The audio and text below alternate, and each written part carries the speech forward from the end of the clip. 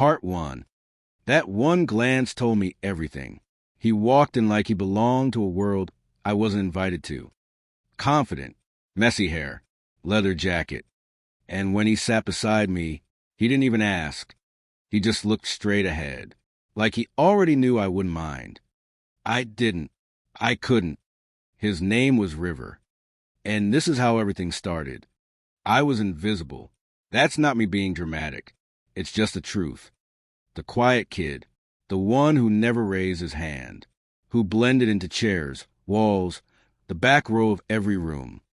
So when someone like him chose my desk, I felt it in my ribs. He didn't smile, didn't introduce himself, but something in his silence said more than words ever could. The second day, he came back, same seat, same silence. But during the break, he leaned over and said, "You draw weird spirals when you're bored." I looked at my notebook and blinked. He was right. It's just something I do. "It's kind of cool," he said, "like your brain's making maps only you can read." Nobody had ever talked to me like that. Nobody ever noticed the spirals. I didn't even know I noticed. By the third week, we were walking together after class. Not home exactly, just in the same direction. He'd ask me questions no one else bothered to. Why do you always wear headphones if you're not listening to anything? Why you sit near the window but never look out? I didn't always have answers, but he didn't always need them. Sometimes we just walked, silent, like that was a conversation. Then came that one night, the first time he texted, "River, you awake?" "Me? Yeah." "River, want to go somewhere?" I stared at my screen, felt the pulse in my neck. "Me? Where?" "River, you'll see." 20 minutes later, I was in his car. Smelled like pine and gasoline. He didn't tell me where we were going, just turned the music up. Soft, indie, some song I'd never heard, but instantly liked. We ended up at the edge of town, an old, dried-up lake bed. He turned off the headlights. We sat in darkness for a minute. I heard him exhale. Then, "I come here when I can't breathe." "You okay?" I asked. He didn't answer, just stepped out. So I followed.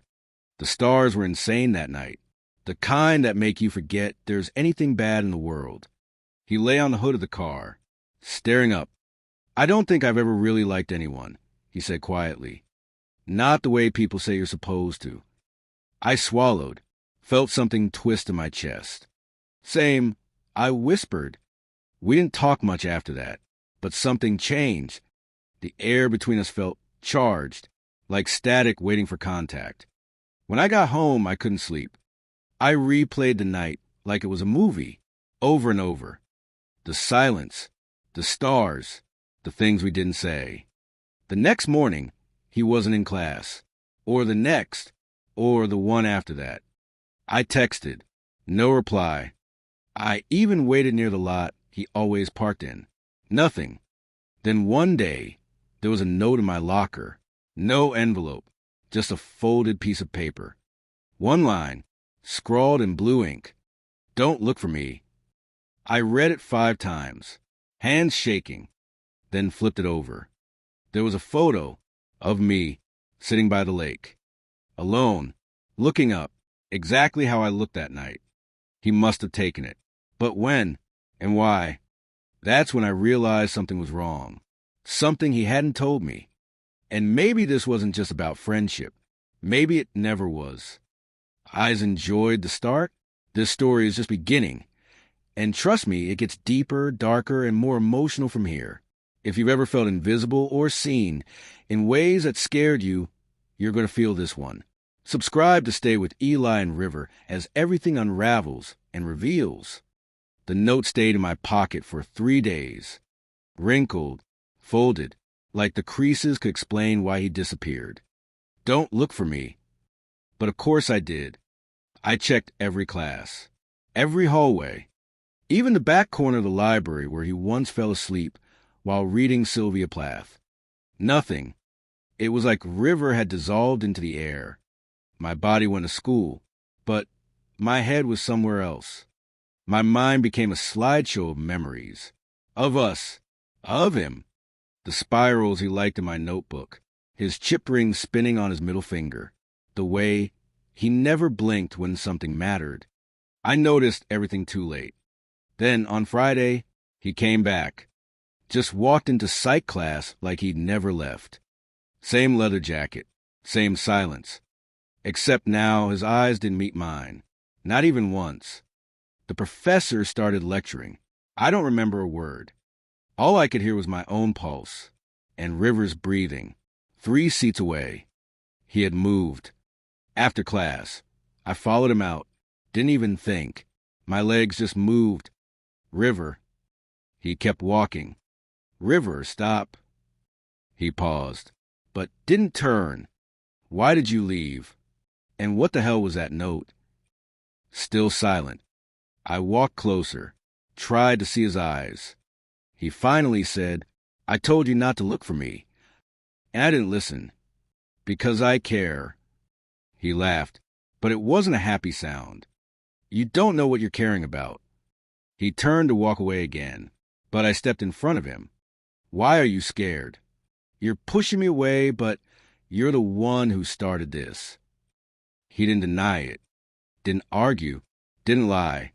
He just said, because if I let you in, I'll hurt you. That night, he texted me. 1 sentence. River, come to the old field, alone. I bike there under a gray sky, the kind of dusk that looks like it's holding its breath. He was waiting near the fence, hands in his jacket, head down. You came. Obviously. He smiled, just for a second. I used to come here with my brother.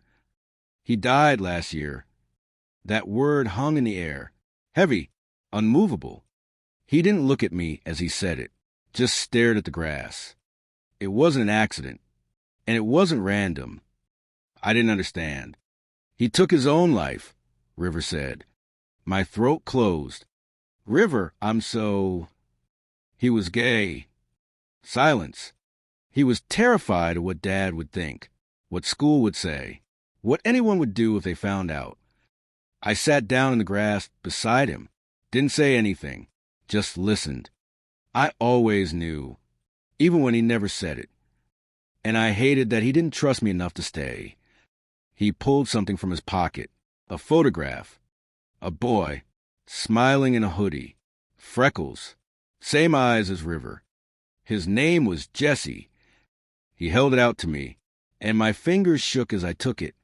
Since then, River whispered, I promised myself I'd never get close to anyone who might be like him again. Because if I cared and they broke, I don't know if I could survive that again. I looked at the photo, then at him. You think you're protecting me by pushing me away. He didn't answer. But you're not Jesse's brother anymore. You're River. And you're allowed to care about someone who won't disappear. The clouds above us started breaking. Soft blue, bleeding through the gray. He leaned forward, rested his forehead against mine. We didn't kiss. But everything in that moment felt like we did. When he pulled back, his voice cracked. I don't know what this is. Neither do I said. But maybe we can figure out together. He nodded, a slow, uncertain nod. But still, a yes. After that night in the field, something shifted. River wasn't suddenly cheerful or open, but he let me in slowly, like a locked room with a door left slightly ajar. He started sitting next to me again, not just in class, but everywhere. Cafeteria, library, benches outside the science building. Sometimes we talked. Other times we just existed near each other. And that was enough. For now. But something still haunted him. I saw it in his hands. The way he picked at his knuckles when he thought no one was looking. One morning I asked, Do your parents know about Jesse? He stiffened. Didn't meet my eyes. They know he's dead. They don't know why. They never asked? They didn't want to know. The way he said it broke something in me. I wanted to grab his hand. Tell him he didn't have to carry this alone. But I still wasn't sure how close was too close. So I just said, You're not him. And you don't have to disappear like he did. He gave a soft smile, but his eyes still held distance, like he was preparing to vanish again. Later that week, I found a note in my locker again, different handwriting, sharper, almost angry. It said, "Stay away from River. You don't know what you're getting into." No name, no signature, just that. I turned the paper over. Nothing. I looked around the hallway. Empty. Still, like the building itself had secrets. When I showed River the note, he went pale, almost scared. "Who gave you this?" he asked. "You tell me." He folded the paper slowly. Too slowly. "Forget it. Doesn't matter." "It does to me." "I said it doesn't," he snapped. And then he walked off. I didn't follow him this time, but I knew something now. There was more to his past than just Jesse. More than grief. More than guilt. There was a secret, and someone didn't want me near it. The next day, River wasn't at school again. I waited outside his usual parking spot, cold air burning my lungs. He didn't show. So I did something I never thought I'd do. I went to his house. It was a modest place, peeling white paint. A rusted bike leaned against the porch. I knocked, twice. His dad answered. Tall, square jaw, eyes like winter. "Can I help you?" I'm a friend of River's. He hasn't been at school." His expression hardened. "River doesn't have friends." He started to shut the door. "Wait, just tell him Eli stopped by. Please." The door closed. Final, like a coffin lid. That night, River texted. One line. "You shouldn't have come." I stared at the screen. Heart tight. "Me, then tell me the truth." "Me, what are you scared of?" No reply. But 10 minutes later, another text. "Meet me where it all started." I rode back to the dry lake, breath fogging in the air. He was already there, leaning on the hood of his car, not looking at me, just waiting. My dad doesn't know about Jesse. Not really. He knows he's dead, but not how much pain he was in. And he'd lose his mind if he knew I was like him. He took something from his jacket, a folded photo again. This time not of Jesse, but of the three of them, River, his brother, and their dad. This was the last photo before Jesse died. He was outed the same week. Rumors, notes in lockers, just like the one you got. I felt cold, deep in my bones. "Do you think your dad wrote mine?" River's silence was answer enough. He thinks he's protecting me, but it's fear and shame. That's all it ever was. I stepped closer, carefully, like getting too close might scare him away. "You're not your dad. You're not Jesse. You're you. And whatever this is, I want to keep finding out." He looked at me, really looked, eyes glassy, but focused. "You sure?" "Yeah." Scared, but sure. Then he did something he hadn't done before. He reached for my hand and held it tightly. Part 2. The morning after he held my hand, I woke up feeling like I had lived through a dream. Not the kind that fades. The kind that stays behind her eyes all day. But when I got to school, River wasn't there. Again. This time, I didn't panic. Not at first. I figured maybe he just needed space. That maybe last night took more out of him than he could show. But then one day turned into 2, then 3. And by the end of the week, he still hadn't come back. I tried texting, calling, nothing. Not even those 3 dots that mean someone's typing. Just silence. I didn't know what to do, so I waited. I kept doing normal things. Going to class, eating lunch, even laughing with friends. But inside, it felt like there was static playing in my head. Like everything was a little off frequency, without him there. On the 5th day, a knock came at my door. Late, like too late for visitors. I opened it, and there he was, River, soaked in rain, Face pale, eyes red. Can I come in? Of course. He walked in like his body weighed too much, like gravity was trying to pull him into the floor. He didn't sit, didn't talk, just stood there dripping. Then finally, he found out. Your dad. He nodded slowly. He went through my phone. Saw the photo from the lake. Saw your name. My stomach dropped. What did he do?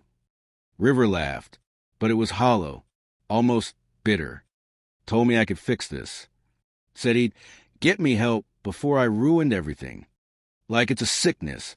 I whispered, yeah, a sickness he thinks he can beat out of me with prayer and punishment. I didn't know what to say. What could I say? I reached out and took his hand again, the way he did mine. He didn't pull away, but he didn't squeeze back either. Just stood there, eyes full of something ancient, like grief that's been passed down. I packed a bag. I left. Where are you staying? Nowhere yet. I just drove until I saw your house. I didn't know where else to go. I didn't even think. You can stay here. His eyes flicked up, a flash of panic. No, I can't do that to you. You're family. My parents aren't even home. They're in Chicago all weekend. Still, this would get messy. It already is. I led him to the couch, grabbed him a towel, and for the first time in what felt like years, he let himself lean on someone. That night, he slept on my couch, but I didn't sleep much at all. I kept watching the rise and fall of his chest, the way he curled into himself like he was trying to disappear even in his dreams. And I promised myself something. I wouldn't let him go through this alone, not like Jesse did. The next morning, I woke to the smell of toast. River was in the kitchen, wearing one of my hoodies. You didn't have to. I wanted to. You let me in. It's the least I could do. He handed me a plate. We sat in silence, just chewing, thinking. Then he said, you know what scares me? What? That this could be real. You and me.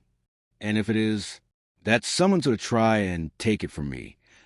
I didn't rush to respond. Just looked him in the eyes. If it's real, then let's protect it. Together. He nodded, a little more sure than last time. And I saw it again. That look, the one that started this whole thing. The look like I was the only person in the world who could see him, really see him. Later that afternoon, we went for a walk. Not far, just down the park path behind my house. The leaves had started to turn. Everything was gold and red and fading green. I used to hate autumn, he said. Why? Because it means things are dying. But now I see it differently. He looked up through the trees, sunlight cutting through branches. Maybe it's not about dying. Maybe it's about letting go and making room. For what? I asked. For something new. And right there, under all that light, he kissed me. Soft, real, the kind of kiss that rewrites you, that makes you believe in things again. For the first time, he wasn't hiding, not from himself, not from me. After that night, things didn't magically get easier, but they got lighter. We didn't label anything, didn't talk about what it meant, but we sat closer, walked home together, laughed more. It was unspoken, but real. And that was enough. For a while. Until the hallway incident. I was heading to my locker, and River was already there, talking to someone.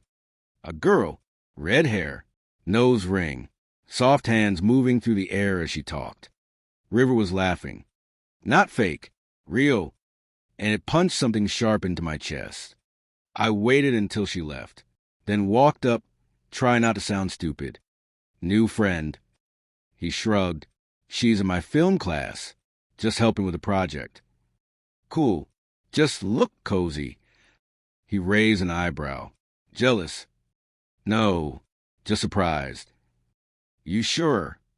I didn't answer. And I didn't like the smirk on his face either. Later that night, he didn't text me like usual. And the next morning, He was distant, like that whole field night had reset. By Thursday, I'd had enough. I found him by the vending machines after class. Are you trying to push me away again? He didn't look up, just inserted a crumpled dollar. What if I am? Then just say it. Don't do this half in, half out thing. It's worse. Maybe I don't know how to be anything else. That was the first time I walked away from him. I didn't turn back. Didn't check if he followed. I stayed home Friday. Said I was sick. Didn't even turn my phone on. And I thought about it. All of it. The hand-holding. The confessions. The grief. The girl. What even were we? That night, I finally checked my phone. 3 missed calls. 5 texts. All from River. River, where are you? River, I'm sorry. River, please talk to me. Then, River, I need to tell you something. About Jesse. And about me. I met him the next morning by the creek. Same place where we'd once skipped rocks. This time, there were no smiles. He looked tired. Not just physically, but so tired. I think I pushed you away. Because I didn't want you to know who I used to be. And who's that? Angry. Violent. Almost someone I didn't recognize. After Jesse died, I blamed the world. My parents. Myself. I started fights. Skipped school. Even hurt someone. I blinked. You hurt someone? He nodded slowly. A guy in the parking lot. He called Jesse a slur. I snapped. He ended up with stitches. I ended up in therapy. He looked at me now, eyes full of something that wasn't just guilt, but fear. If I let you in, and I mess this up, what if you end up hating me too? I walked to him, took both his hands. River, I've seen the broken parts. I'm still here. Maybe love isn't about being perfect. Maybe it's about being willing to stay through the storm. He broke, right there, arms around my back, head buried in my shoulder, silent tears. I didn't say a word, just held him, held every version of him. That night, he fell asleep on my shoulder in my room, fully clothed, no touching, no words, just safe. And for the first time, I didn't feel like a side story in someone else's pain. I felt like we were the story. After that night, River started coming over more. Not always with a plan. Not for anything dramatic. Sometimes, he'd just walk in, drop his bag by my bed, and collapse onto the floor with a sigh. We started making a routine. Homework, music, movies neither of us finished. And sometimes silence. The kind that didn't need filling.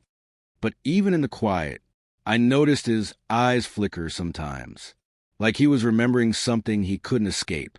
And late one night, as the clock blinked past 2 a.m., he whispered, "You ever wonder if grief becomes part of who you are?" I blinked up from my pillow. "Yeah, I do." He turned his head, facing me in the dark, only the glow from my salt lamp lighting half his face. I don't think Jesse would recognize who I'd become. I think he'd be proud.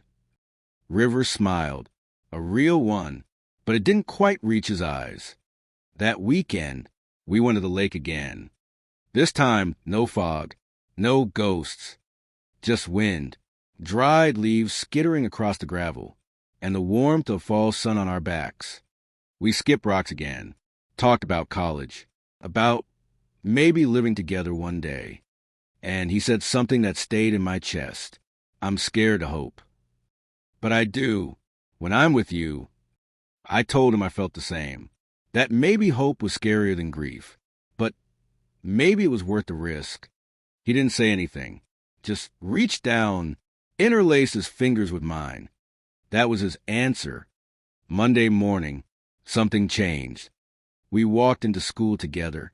Not as just friends anymore. I didn't know what we were exactly. There were no titles. But people noticed. The glances, the whispers, the way we brushed shoulders in the hall. And for the first time, I didn't care. But some people did. By third period, there was a note on River's locker, taped up bold, scrawled in red marker. Freaks deserve what they get. I froze. So did he? He reached out, tore it down, crumpled it in one hand. But I saw the way his jaw tightened, the way he blinked twice. Hard. You okay? I asked. No, but I'm not running. At lunch, we sat in our usual corner. But this time, River wasn't quiet. He talked. He joked. He even leaned against my shoulder in full view of half the cafeteria. I could feel the stares, but all I saw was him. That night, someone threw eggs at my house. Mom was confused. I said it was a prank, but I knew. And when I told River, he just shook his head. This town eats its own. It did it to Jesse, and it's coming for us. Let it come, I said. Friday, we walked into school together, hand in hand.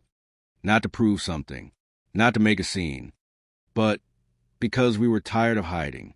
Someone shouted a slur. Another kid laughed. But no one stepped in our way. No one stopped us. And that was enough. Later that day, I found something in my locker, again. But this time, it wasn't a threat. It was a folded piece of notebook paper, neat handwriting, and all it said was, "You're braver than I ever was. Don't stop." No name, no signature, but it made me feel less alone. That night, River came over. We didn't talk about what happened, didn't talk about Jesse. We just lay there, listening to a soft playlist. And when he kissed me, really kissed me, it wasn't rushed. It wasn't broken. It was whole. Part 3. For a while, it felt like we finally found peace. Not perfection, not some fantasy, but a version of reality we could breathe in, where we weren't hiding, where River smiled more than he flinched. We started building something. He came to dinner at my house, met my mom, helped wash the dishes. She didn't ask questions, just smiled and said, "He's good for you." His parents were a different story. They knew about Jesse, but they didn't know about me. River never talked about his dad much.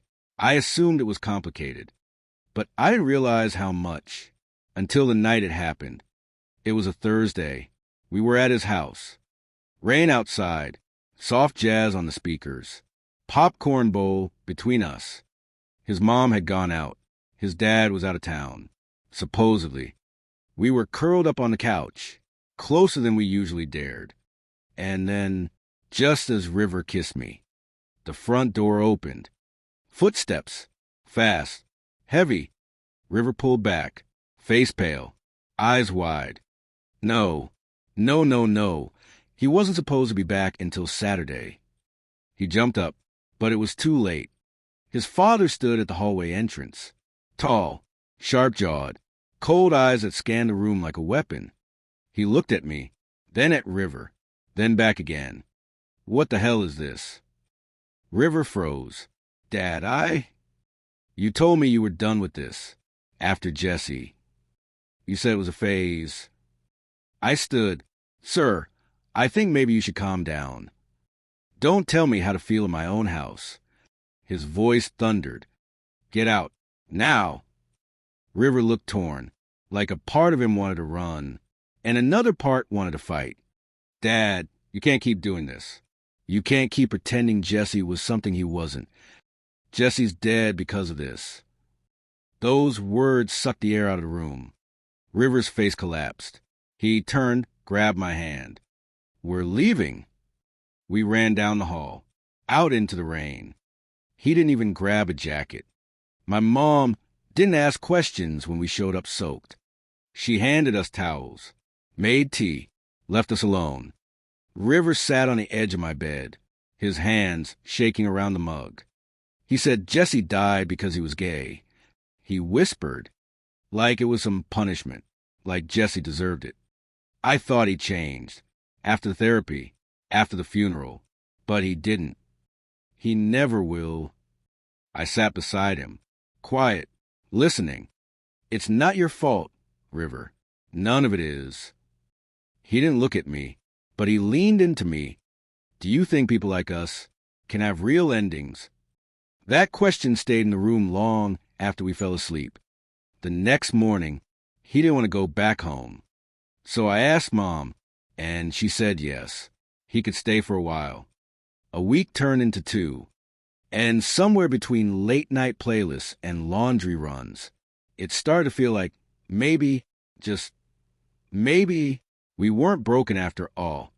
But just when I started believing in peace, something happened. A letter arrived, addressed to River, from Jesse's old email.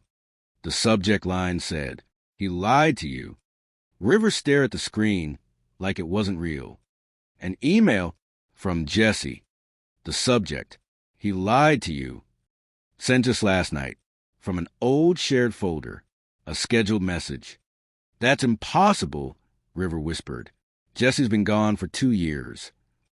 I moved beside him, tried to stay calm. "Open it." He did. The message was short. No greeting. No goodbye. Just this: "The night I died was an accident. Someone knew. Someone pushed me to that road. Your father knew everything." River's mouth fell open. This doesn't make sense. Why would he write this? Why would he say, "My dad knew something"? My skin prickled. "Do you think he scheduled it before?"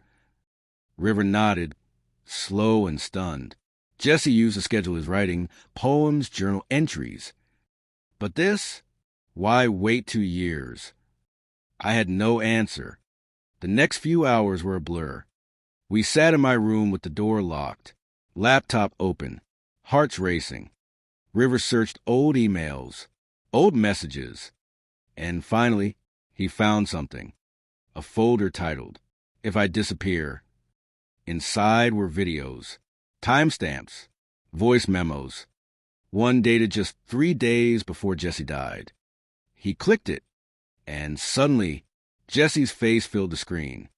Smiling, but eyes tired. He looked older than his 17 years. Worn down. "If you're seeing this," Jesse said, "then I didn't make it. I know that sounds dramatic, but something's been wrong for a while. River, your dad found my messages. He found the pictures. He threatened me. Said if I didn't stop seeing you, he'd make sure your life got harder. Said I was corrupting you." River's hand flew to his mouth. "No, no, no, no." He rewound, watched it again, and again. He knew. River choked. My dad knew Jesse was in pain. He blamed him, threatened him, and then pretended to grieve with us. I placed a hand on his back, gentle, firm. "This is more than just family drama, River. This could be criminal." He finished. For the next hour, we backed up the folder, saved everything. Then River said something I didn't expect. I have to confront him. "Tonight." "Are you sure?" I asked. "You don't owe him anything." "No," he said, "but I owe Jesse the truth." So that night, we drove, not to his house, but to his father's workshop. It was late. The parking lot was empty. Only one light on inside. He was there, alone. River walked in first. I followed. His dad looked up from the workbench. Eyes narrowed. "What are you doing here?" "We know," River said, voice steady. "We know what you did to Jesse." There was a pause, a flicker. Then his father stepped back, leaned on the table. "You have no proof." River pulled out his phone, played the video. Jesse's voice echoed through space. And for the first time, I saw fear on the man's face. "I didn't mean to," he started. "He was ruining you, twisting you into something." "Into myself?" River shouted. "Into who I am? You don't get to call love twisting." The silence that followed was heavy. "We're taking this to someone," River said. "The police, the school, anyone who'll listen. Your version of a story dies tonight." We walked out, left the man alone in his shame. River didn't cry. He didn't shake. He just held my hand. Back in my car. He whispered, "I'm finally breathing." The next few days moved fast. We submitted the recordings, met with a counselor. River's mom, who had suspected but never knew, filed a report of her own. And slowly, truth started peeling back the lies. We weren't sure what would happen legally, but emotionally, River was lighter. His smile came easier. His eyes didn't dart to shadows. And one night, on my rooftop under a blanket of stars, he looked at me like he had that first night. Only this time, he didn't look broken. He looked ready. The stars above us didn't care about pain, or judgment, or labels. They just existed, burning quietly, kind of like love, the real kind, the patient kind. River rested his head on my shoulder, his breath even, his voice softer than I'd ever heard it. "Thank you for not letting go." I didn't answer, just held his fingers tighter. Over the next week, everything changed. The video Jesse left, it went viral after someone at school leaked it. And for once, people were talking, really talking. Not whispers, not slurs, just truth. River's father resigned from the school board, disappeared from town meetings. The community turned quiet, but not cruel. There were apologies, even from people who once looked through us like we were invisible. One morning, our principal pulled us aside. She looked nervous, but kind. "We're adding a memorial section to this year's graduation program," she said. "Jesse's name will be listed, with pride." River blinked, slow, grateful. "Thank you," he said, and it sounded like forgiveness. Prom came. We didn't plan on going. Too much noise, too many expectations. But the day before, I found a suit in my closet, new, tailored, with a note. "You're going, because you deserve to be seen." It was from my mom.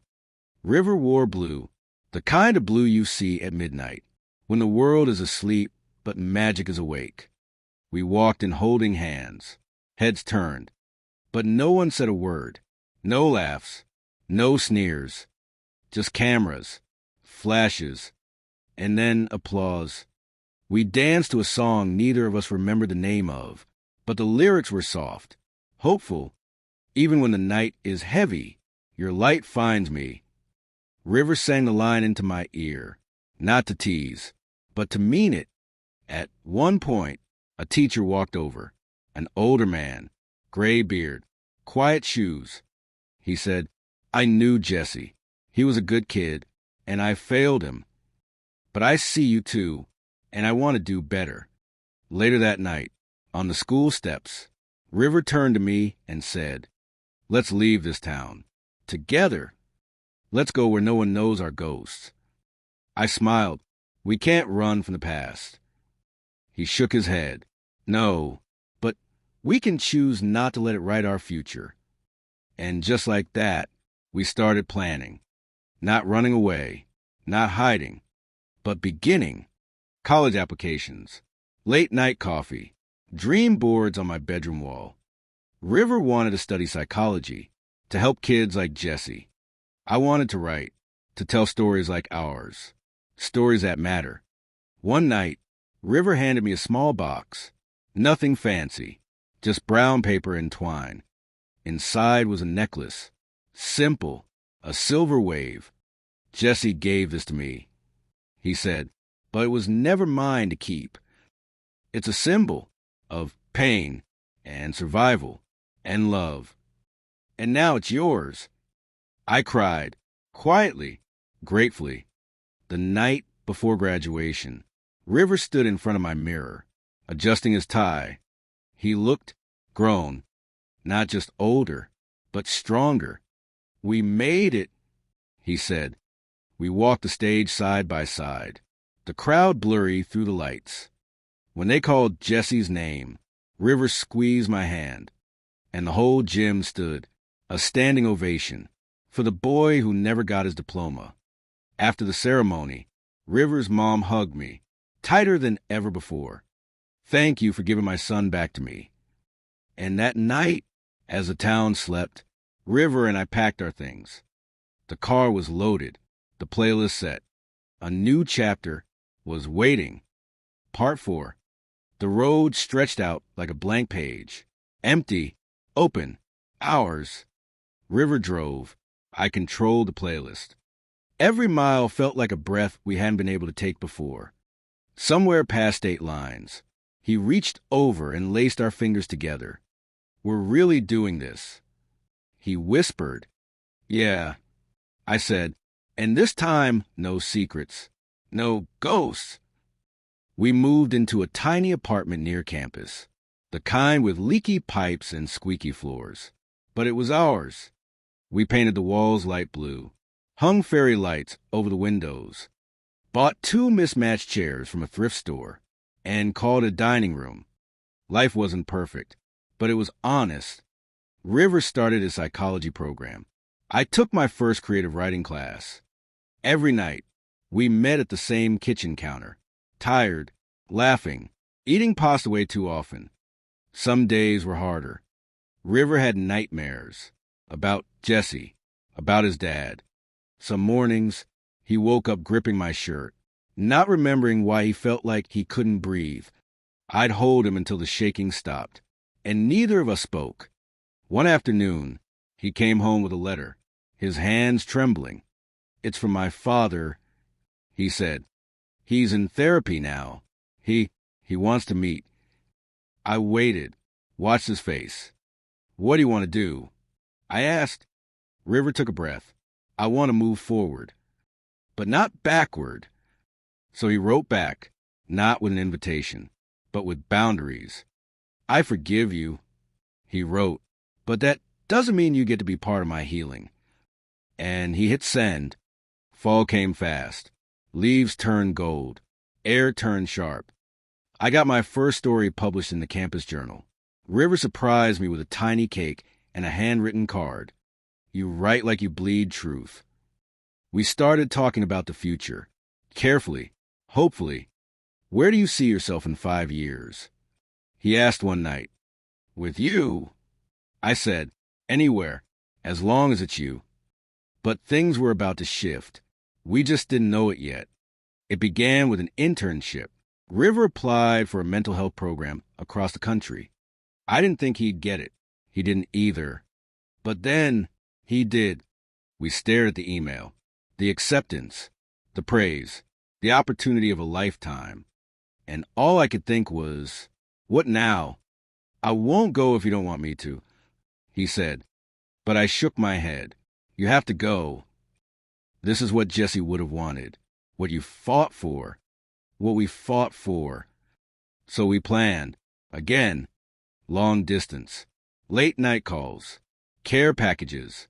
We promised to stay grounded. To stay real. To stay us. The night before he left, we sat on our rooftop again. Same stars. Different city. River held my face between his hands. Promise me something, he said. Promise me we won't let the space between us become silence. I nodded. Never. At the airport, I watched him disappear behind the glass. My chest cracked a little, but didn't shatter. Because this time, we weren't running. We were growing. Weeks passed, then months. He called every night, sometimes at 3 a.m. We talked about everything, and nothing. But one night, the phone didn't ring. I waited an hour, then 2. Called him, no answer. Texted, nothing. It wasn't like him, not even close. And just like that, the fear came crawling back. The silence we promised never to have was back. When morning came, I got a message. Not a call, not from him. Just a name. Eli. A new name, a new shadow. The message read, Hey, this is Eli. I'm River's roommate. He's fine, but you might want to call him. My hands went cold. My stomach flipped. Who was Eli? And why did he sound like a replacement? I picked up the phone and dialed This time, River answered, but his voice didn't sound the same. Hey, I was going to call. Just got caught up. Caught up in what? Or who? River stayed. That night, he curled into the space beside me like he never left, like his body remembered where it belonged. We didn't talk much at first. Words had done their damage. Now, silence was healing. He unpacked slowly, not just his bag, but everything he'd carried with him. Guilt, doubt, shame, and finally, truth. I think part of me thought I didn't deserve love. He said one morning, pouring coffee. So I kept testing it, pushing you away, waiting for it to break. But it didn't. I looked at him, my fingers tracing the rim of the mug. That's because love isn't glass. I said, it bends, it bruises, but it doesn't shatter unless we drop it on purpose. We started again, slow, intentional. He found a new local program. I got a part-time job at the bookstore downtown. Life wasn't shiny, but it was real. Then one night, he came home holding something small, wrapped in a worn handkerchief. He sat beside me on the couch. I've been meaning to give you this, he said. For a long time. He unfolded the fabric. Inside was a delicate silver ring. Simple. No diamonds. Just an engraving inside. Saw you. Chose you. It's not a proposal, he said quickly, eyes wide. I mean, not yet. It's a reminder of the promise we made and remade. To stay, to be better, to never look away again. I took the ring, held it like a vow, slipped it on, and leaned my head on his shoulder. We still fought sometimes, about dishes, about late-night texts. But now, we didn't use silence as a weapon. We used truth as a bridge. One evening, we walked by the same riverbank where we first kissed, where I first knew he wasn't just passing through my life. He was my life. The sun dipped below the trees, orange melting into purple. He turned to me. Do you ever wonder if this was fate? I shook my head. No, fate is lazy credit. We chose this, every single day.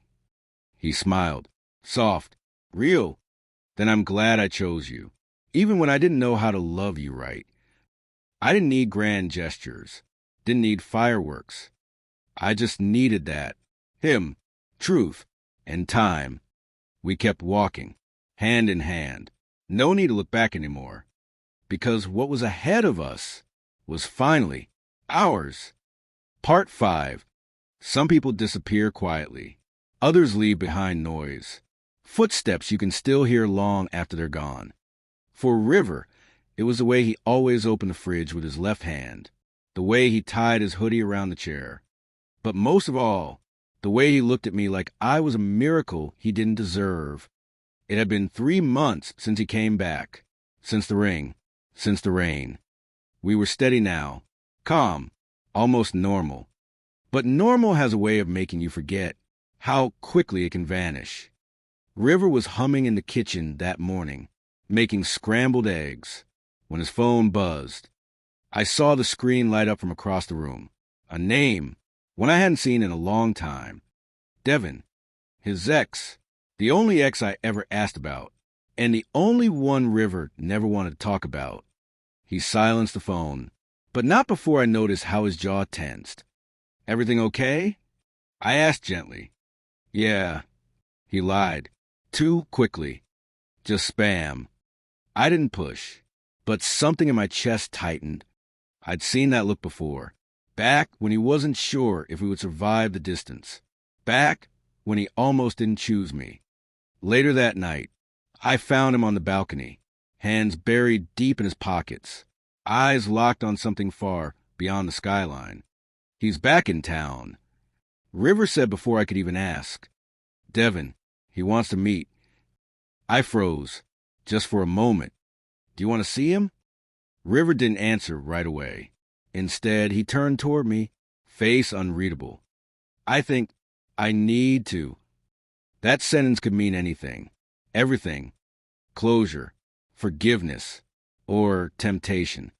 And my heart didn't know which one to brace for. "Okay," I said quietly, "but please, don't lie to me. Not again. I can take the truth. I just can't survive another silence." He nodded, promised, held me close that night, like he was already afraid of the distance tomorrow might bring. The next afternoon, he left. Didn't say where they were meeting. Didn't say when he'd be back. I just sat there, on the edge of our bed, counting shadows on the wall. Hours passed. My mind spiraled. What if he still had feelings for Devin? What if Devin reminded him of a version of himself he missed? What if I was just safe? The door finally creaked open just past midnight. River walked in. Quiet. Too quiet. I stood up, ready, terrified. "How was it?" I asked. "We talked," he said, shrugging off his jacket. "That's all. He's moving back. Got a job offer here. He said he wanted to be honest. Said he's not trying to get in the way." I stared at him, waiting for something more. "And what do you want, River?" His eyes flickered, then steadied. "I want you." I told him that. "I love you." The knot in my chest loosened. Not completely, but enough to breathe. He reached for me. I let him. But I couldn't ignore the storm still building in the distance. The next day, Devin showed up at the bookstore. He didn't buy anything, didn't browse, just stood near the poetry aisle, pretending not to look at me. Until I looked back. "You must be him," he said, finally approaching. The one River stayed for. There was no venom in his tone, but no warmth either. "I'm Devin." He held out a hand. I took it, hesitantly. "I just wanted to say something." He continued. "River's changed, and for what it's worth, I think it's because of you. But just because someone's changed doesn't mean they're finished evolving. Don't make the mistake I did. Thinking love is a destination. It's not. It's a practice." And then he left. No threats, no competition, just a warning disguised as wisdom. That night, I told River what happened. He sat there, quiet, listening. "Do you believe him?" he asked. I looked him in the eye. "I believe you." But what I didn't say was that now I had to believe in myself too. In us, not as something perfect, but as something real. River wrapped his arm around me, pulled me close. "I'm not going anywhere." He whispered, "Not unless you tell me to." I didn't. Of course I didn't. But for the first time, I realized I could. And maybe that's what love really is. The freedom to leave, and the choice to stay. Devin didn't disappear. In fact, he became a quiet background in our lives. Always just out of focus, but never out of reach. He started attending the same gym River went to. Their circles overlapped again. Friends, coffee shops, even the same art gallery opening. Coincidence? Maybe. But I wasn't sure anymore. River assured me it meant nothing. He's part of the past. I'm not going back. But sometimes, the past doesn't wait for an invitation. It just shows up. One Thursday, River was late. He always texted. Always. But that evening, nothing. I called. Straight to voicemail. By 10 p.m., panic had bloomed in my chest. I walked outside, just needing air, and then I saw them. River and Devin, outside a bar downtown. Talking. Too close. Too familiar. River hadn't seen me yet, but I saw everything. The way Devin's hand lingered on his arm. The way River didn't pull away. I turned, left, didn't say a word, didn't trust myself to.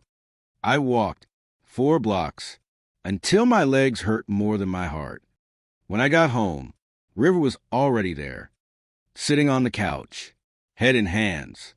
He looked up when I walked in, eyes red, voice shaking. "Please let me explain." "Were you ever going to tell me?" I asked. "That you were meeting him?" It wasn't planned, he said. I ran into him. He asked if we could talk, just for a minute. I said yes. I shouldn't have, but it didn't mean anything. I sat down, across from him, not beside. Why didn't you text me? He swallowed hard. I didn't want you to worry. And I knew, if I told you, you'd think I was choosing him. I exhaled slowly. You didn't lie, but you didn't tell the truth either. That's just another kind of silence, River. He came closer, knee brushing against mine. Do you trust me? My chest tightened. I want to. I whispered, but trust isn't built by wanting. It's built by showing. We didn't speak for a while after that, just sat in the ache. Then he stood, walked to the bedroom. I'll be here, whenever you're ready to believe me again. That night, I lay awake, staring at the ceiling, remembering how we began, how hard we fought for each other, and how easy it is to lose everything, not in a crash, but in slow erosion. Morning came with silence. River had already left for class. I walked to the kitchen and saw a note taped to the fridge. I told him not to contact me again. I blocked his number. I told him you're my present and future, not him. And then at the bottom, just 2 words, handwritten in the smallest, softest letters. I'm sorry. Tears stung my eyes, not because of pain, but because of trying. River wasn't perfect. Neither was I, but he was trying. And I was too tired to hold the weight of perfection anymore. I called him, told him to come home early. When he arrived, I was waiting at the door. I didn't speak. Didn't need to. I just pulled him in, held him tighter than the distance. We're okay, he asked softly. I nodded. We will be. Relationships aren't defined by the moments when everything goes right. They're shaped by the cracks and what you fill them with. Trust, grace, choice. And I chose him. Again, even when it was hard, especially then. Trust isn't a door that stays open once unlocked. It creaks. It sticks. Sometimes it closes halfway again, just to test if you'll push gently instead of slamming it shut. For a while, things were calm again. River. And I settled into a quiet rhythm. Study, work, sleep, laughter. No surprises. No shadows. But peace, I was learning, isn't always permanent. Sometimes it's the space between storms. One night, we were lying in bed, his hand wrapped around mine, when he whispered something I didn't expect. You never asked what Devin said to me that night. I turned to him slowly, because I didn't want to know. He nodded, his thumb tracing slow circles on my wrist. But I think you should. I hesitated, heart pounding. Okay, I said softly. Tell me? River exhaled, his voice barely above a whisper. He told me he regretted everything. Leaving, not fighting for us, not recognizing what we had until it was too late. He said I wasn't the same person anymore, that I was stronger, softer, calmer. And then he said something I haven't been able to forget. I waited, carefully, braced for the impact.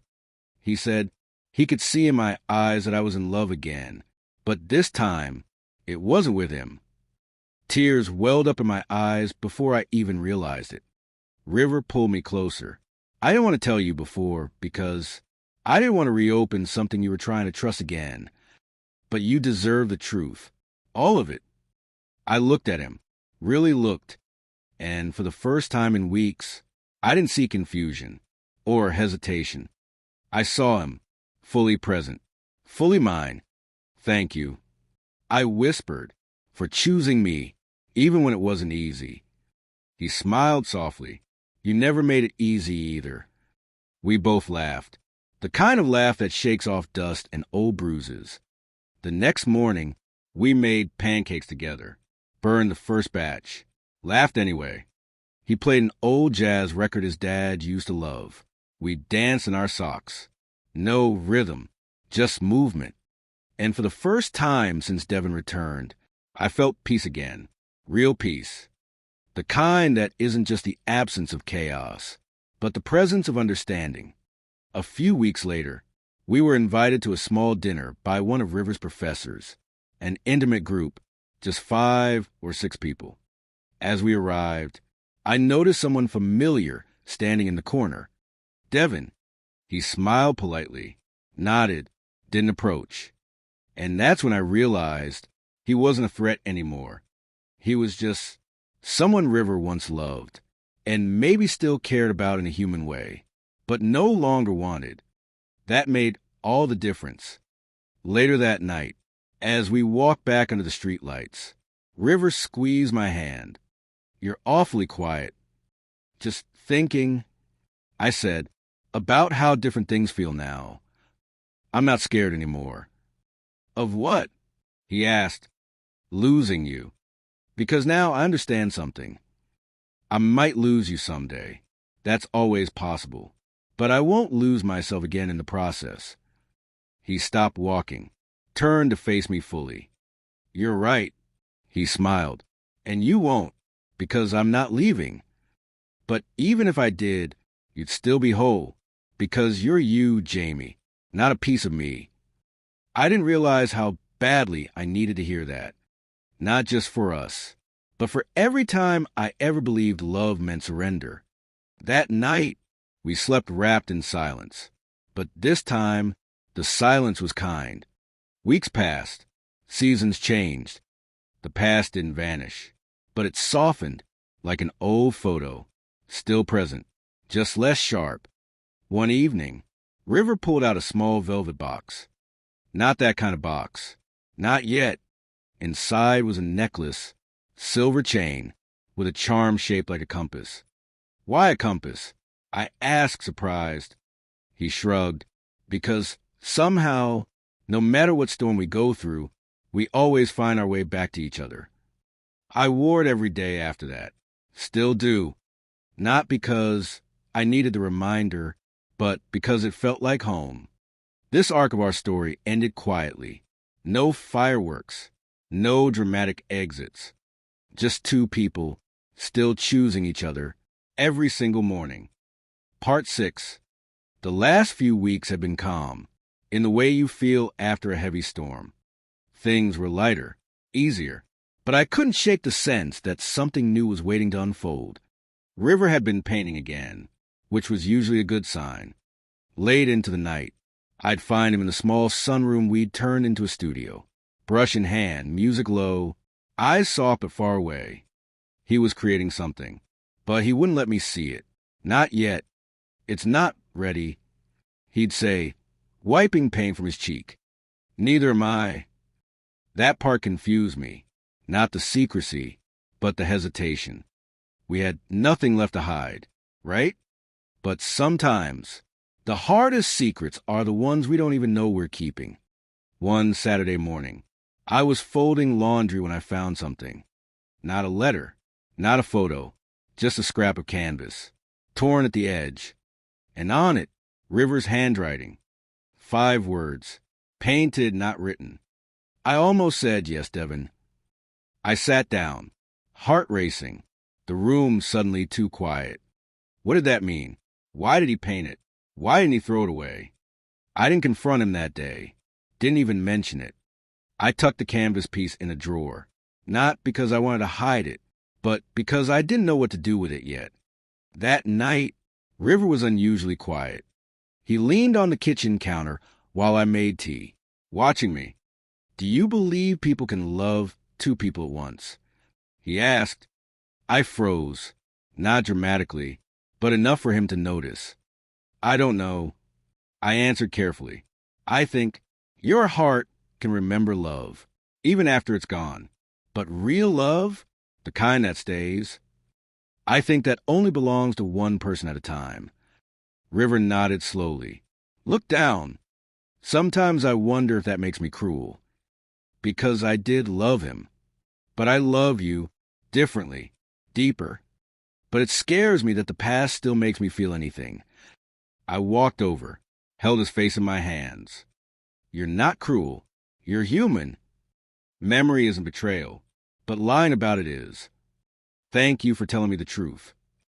He pressed his forehead to mine. We stood there like that for a long time. No apologies, no expectations, just breath. The next day, he let me see the painting. It wasn't what I expected. It was a field, open wide, golden, but right in the middle, 2 chairs, back to back.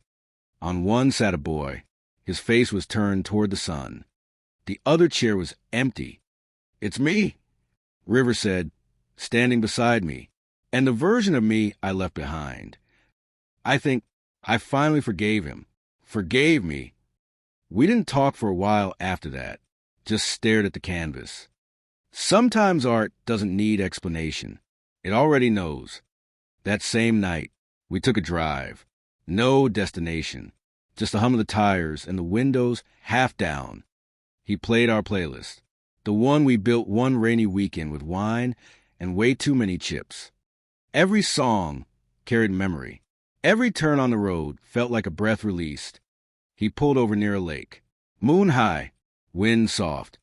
We sat on the hood of the car, and he turned to me with that look, the one that started this whole story. "I want to ask you something," he said. I smiled. "Okay, not that question." He added quickly, laughing. "But close." He reached into his coat, pulled out a notebook. Inside were letters. Dozens, all addressed to me, none sent. I wrote one every time I was scared you'd leave. Every time I thought I messed up too badly. But I never had to send them, because you stayed. My throat tightened. I flipped through them, each one more honest than the last. Pain, joy, regret, hope, all folded into paper, all waiting for this moment. "So what's the question?"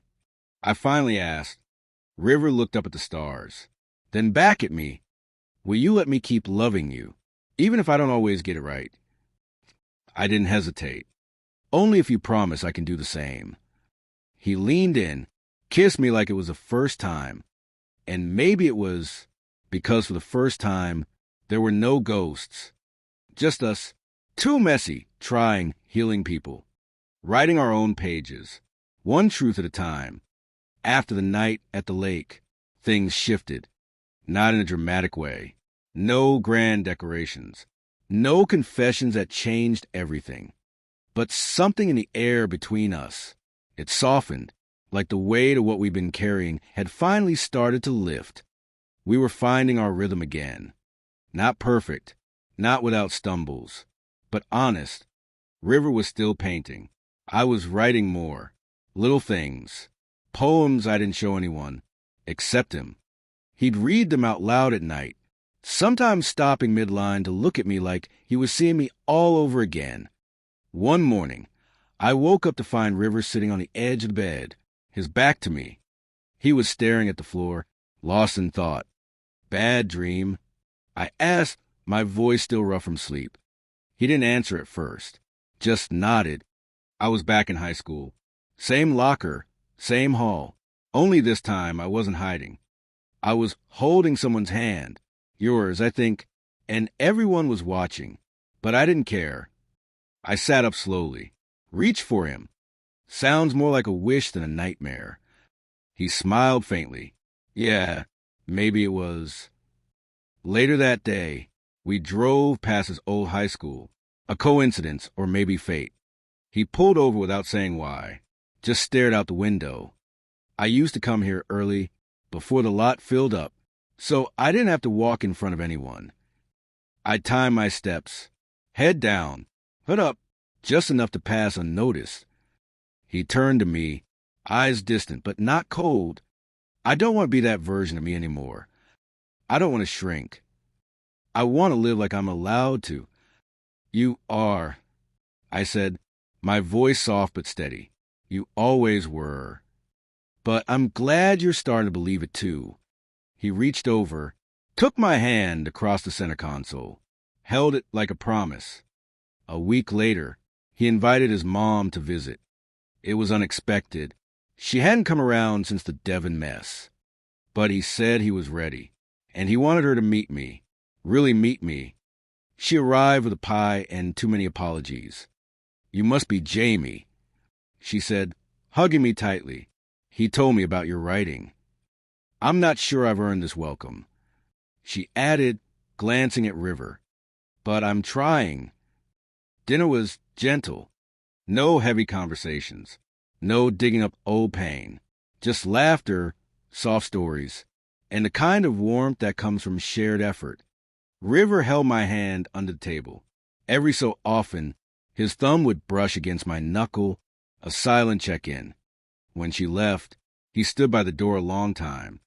That felt okay, he said finally. Not perfect, but better than I thought it'd be. I think she sees me now. Or, at least, she's trying to. That night, we lay in bed talking about things we'd never said out loud. Our first crushes, our first heartbreaks, the fear of losing people if they knew the whole truth. River told me about a teacher he once trusted too much, not in a dangerous way, but one that ended in disappointment. He said I was brave, then disappeared the moment things got hard. I listened, didn't try to fix it, just let the silence hold us. Because some wounds don't want bandages. They just want space to breathe. The next day, we walked through a local art gallery together. It wasn't a fancy one, just student work and local artists. But one piece caught his eye. A painting of two hands, one reaching, the other pulling back. That was me for a long time. River whispered, always pulling away before someone could really touch me. He turned to me, eyes glassy. But not anymore. We bought the painting, hung it in our bedroom, not because it was beautiful, but because it was ours. A mirror, a marker, a memory. One night, after too much wine and a dumb movie, I looked over at him, his hair messy, eyes half closed from laughter, and I just blurted it out. I love you. He didn't freeze, didn't hesitate. I know, he whispered. I've always known. He kissed me like he meant it, like he meant every single thing since the day he sat next to me. We fell asleep, tangled together. No storms, no ghosts, just the sound of his breath steady against mine. The quiet between us wasn't silence anymore. It was comfort. We didn't have to fill every second with words, just the nearness of him. The way his fingers would rest lightly on my knee when we watched TV, or the sleepy kiss he'd press against my forehead before bed. That was enough. But something lingered, something I couldn't name. He seemed happier, more grounded, but there were moments, flickers, really, where I'd catch him staring into space, like a thought was holding him hostage. One evening, we were both reading on the couch, his legs across mine, his book halfway open, but he wasn't flipping the pages. You okay? I asked, brushing his foot. He blinked, smiled. Yeah, just thinking. About what? About what it means to truly start over. I set my book down. You mean emotionally? No, he said. I mean everything. A new chapter. A reset. I got offered a job.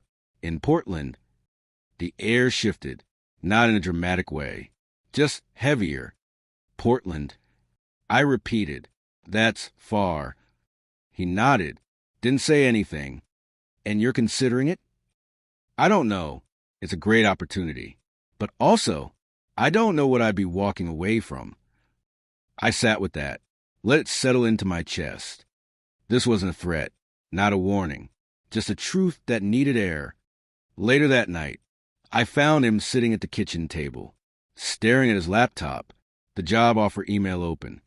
I walked over, set a mug of tea beside him. Are you scared of staying? I asked quietly. Or are you just afraid of standing still? He looked up, eyes tired but honest. Both. But mostly, I'm scared that if I don't go now, I'll always wonder what I miss. I sat across from him. No anger. No bitterness, just the ache of possibility. Then go. I said, if you need to, I won't be the reason you clip your wings. But you are the reason I know I have wings at all. He replied. The next week was quiet, full of loaded glances and half-finished sentences. He didn't pack, didn't bring it up again, but I could tell he was already halfway gone.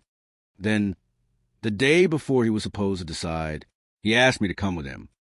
I know it's a lot, he said, but maybe this could be our new beginning. And I wanted to say yes. Every part of me ached to say yes. But my gut told me, not yet, not like this. I can't follow you just to keep us alive. I told him gently, that's not fair either of us. If we go together, not because one of us is afraid to lose the other. He nodded, and I saw it, the resolve behind his eyes. Then I'm staying. Because this you is already the new beginning. 2 days later, he declined the job. He didn't make a big deal about it. No dramatic speeches. Just closed the laptop, smiled at me, and said, I've got other stories to finish here. We took a trip that weekend, just a couple hours away, but it felt like another world. A quiet cabin by the woods. No Wi-Fi, no distractions. Just us, breathing, laughing, existing. We built a fire. He cooked pasta. I made jokes about bears. He pretended to be unimpressed. And that night, as rain tapped gently against the windows, he pulled me into a slow dance. No music, just the rhythm of our hearts. Do you ever think about how we got here? He whispered. From a random seat in class to this. Like the universe nudged us. Quietly, but on purpose. I smiled against his chest. Yeah, and I think it'll keep nudging us. As long as we're willing to listen. We didn't sleep much that night. Too much to say. Too much to feel. But in the early hours, with the fire now embers, and the sky bleeding into dawn, River turned to me, eyes heavy but bright. Whatever comes next, promise me one thing. No matter how hard it gets, we tell each other the truth. Even when it hurts, especially then. I promise. I said, and for the first time in my life, I meant every single word. Part 7. Sometimes, peace doesn't feel like silence. It feels like laughter echoing in a hallway, or the click of 2 coffee mugs on a Sunday morning. That's what life started to feel like with River. Not a fantasy. Just soft, real, ours. Fall settled in around us. The trees turned gold and auburn, and the air smelled like cinnamon and distant fireplaces. We made a habit of walking the evenings, sometimes hand in hand, sometimes just shoulder to shoulder in easy silence. There was no rush to be anything except present. But even in calm seasons, life has a way of knocking, and sometimes it uses a voice from your past. River's phone buzzed during dinner. I was telling some ridiculous story about a professor who confused my name with someone else's. Again, he smiled distracted and checked the screen. His face shifted. Not panic, but something colder. Still, who is it? I asked casually. Devin. He said it like it was a name that still had weight. And maybe it did. He wants to meet. River added. Said he's in town. Just for a day. I nodded slowly. You going? He hesitated. I don't know. I mean, I haven't seen him in forever. And the last time we talked, it didn't exactly end well. But maybe I need closure. That word, closure, it always sounds clean, but it rarely is. Still, I nodded. If you think it'll help, then go. He looked at me like he was searching for something. Reassurance, maybe. You trust me? Yes, I said. But more importantly, I trust us. He met Devin at a little cafe near downtown. He didn't ask me to come. I didn't offer. It felt like something he had to do alone. I spent the afternoon rereading old journal entries. Try not to let my mind spiral. But the truth is, when someone you love meets someone they used to love, your heart gets loud. He came home 3 hours later. I was curled up on the couch with a blanket and a stale bag of chips. He dropped his keys on the counter and sat down beside me. He apologized. River said, for a lot of things. And I asked, and I accepted it. He looked over, but I didn't feel what I thought I'd feel. There was no spark, no ache, just history. That's what it should be. I whispered. He nodded. I told him about you. I raised an eyebrow. Yeah. I said I'm with someone who makes me feel safe. Someone who knows the worst parts of me and doesn't run. Someone I'm building a life with. He leaned in, rested his forehead against mine. I told him I finally figured out what love actually feels like. The next few weeks were uneventful, in the best way. We cooked together. We danced in the living room to music that was far too cheesy. We binge-watched old sitcoms until we could recite the dialogue. And then, one night, River found a box. It was buried under old textbooks in the closet. A dusty, weathered thing. Inside were photos, drawings, letters. I forgot this even existed. He said softly. We sat cross-legged on the floor, going through each piece. Pictures of him as a kid, wide-eyed, bright-smiled, before the world taught him to dim himself. Sketches from high school, one that looked a lot like me, though we hadn't even met back then. That's weird, he said, smiling. I always used to draw this face. Didn't know why. A letter slipped from between the pages.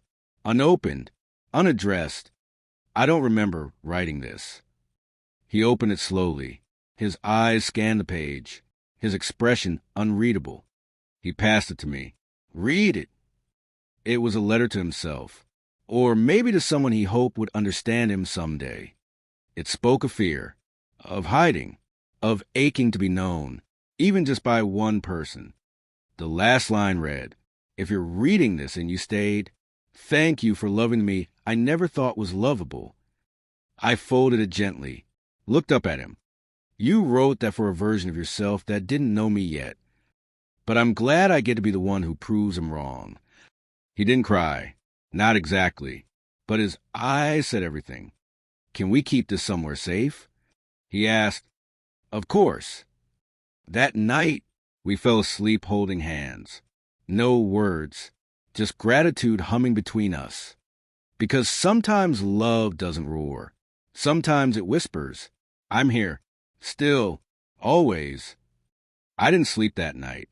Even with him just a few feet away on the couch, I kept staring at the ceiling like it had answers. Why did I ask him to stay? Why did he say yes? The sound of his soft breathing filled the quiet. It was comforting, too comforting. I turned toward the window. Rain started to fall, light at first, then steadier, as if the sky wanted to cry for me. Was this all temporary? Was I just a pause in his real life? Morning came slowly. I heard him stir on the couch. Then silence. Morning. I finally whispered, still not turning around. Hey, he replied, his voice groggy. Did you sleep? Not really. A pause. Then the creak of the couch as he sat up.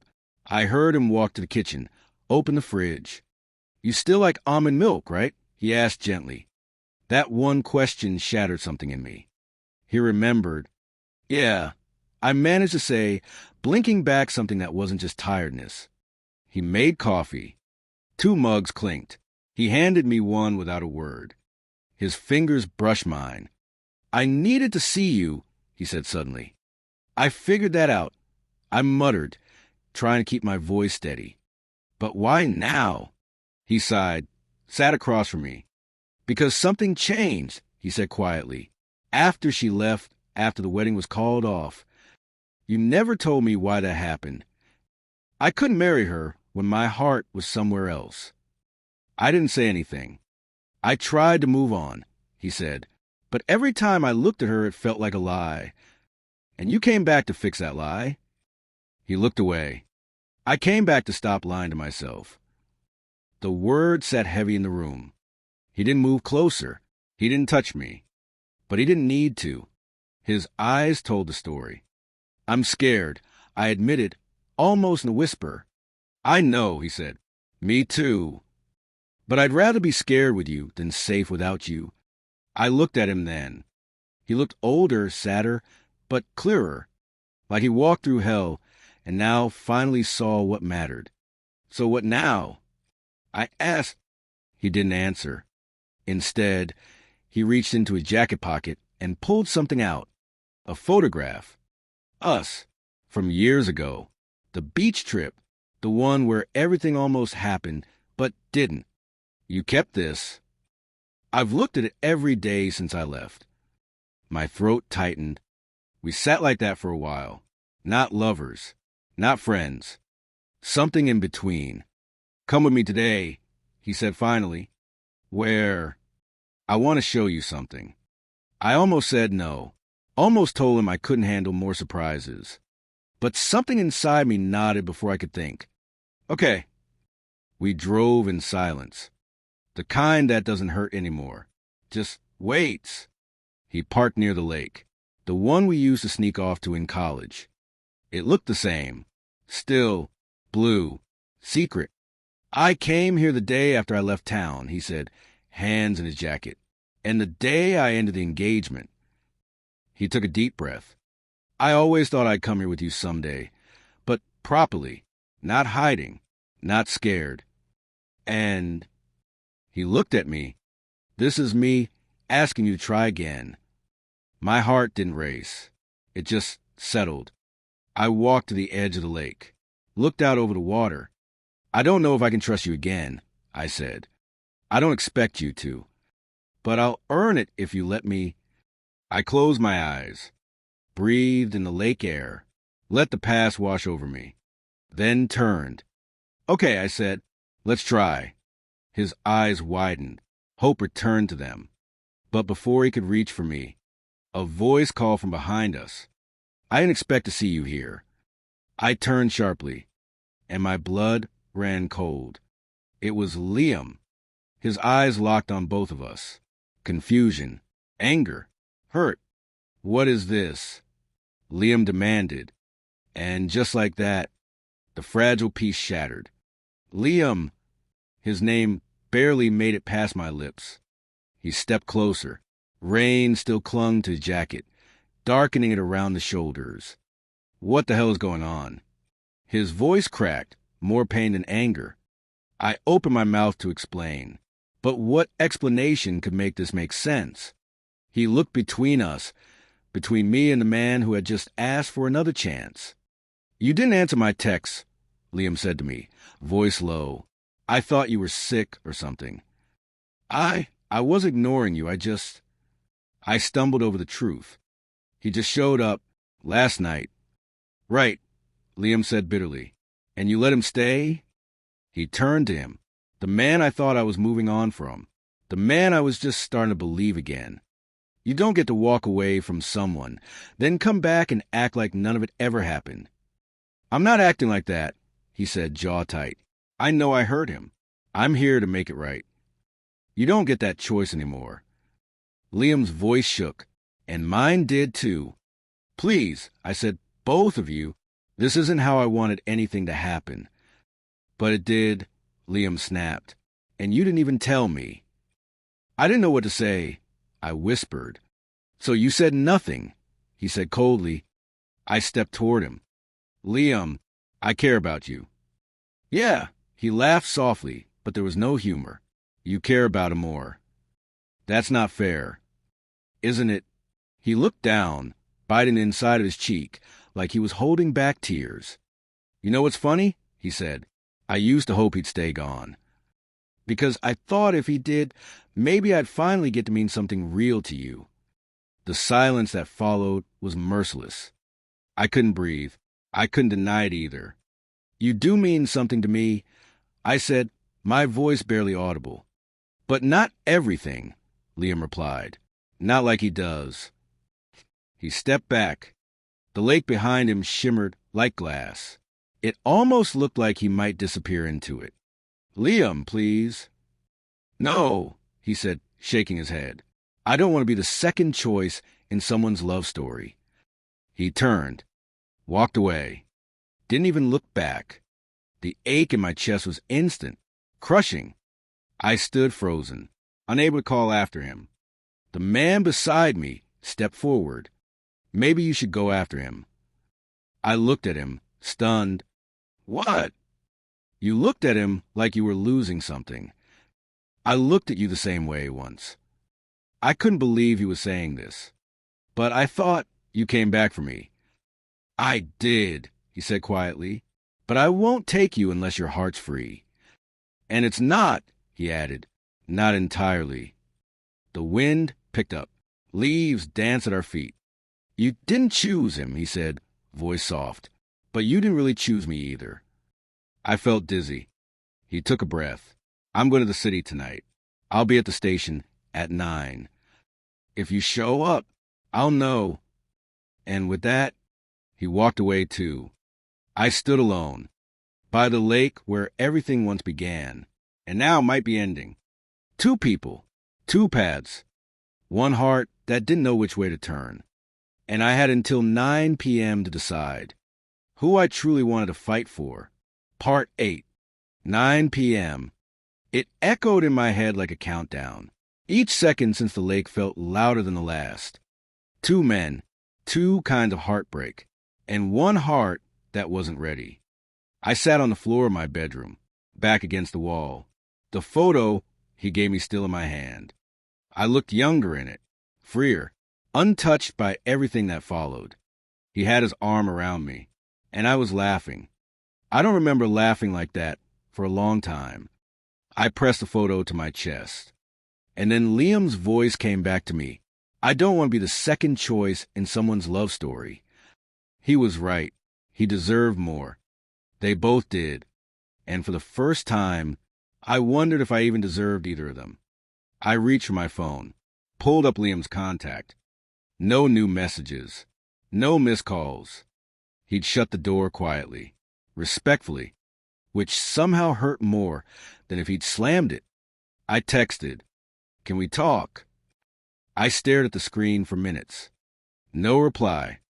I went into the kitchen, trying to distract myself. Every cabinet felt emptier, every corner of the apartment colder. Even the coffee didn't taste like anything. I checked the time. 6:43 p.m. Still hours before the train. But the weight was already crushing me. Suddenly, I walked to the door, grabbed my jacket, and stepped outside.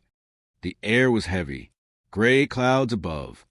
I walked without knowing where I was going, just away from the silence. My feet led me 2 blocks down, to a small park we used to visit. There was a bench by the fountain, and someone was sitting on it. I froze. It was Liam. His shoulders were hunched, hands in his lap, staring at the water like it owed him answers. I approached slowly. He looked up, his face unreadable. "I didn't think you'd come," he said. I wasn't sure I would either. Silence again.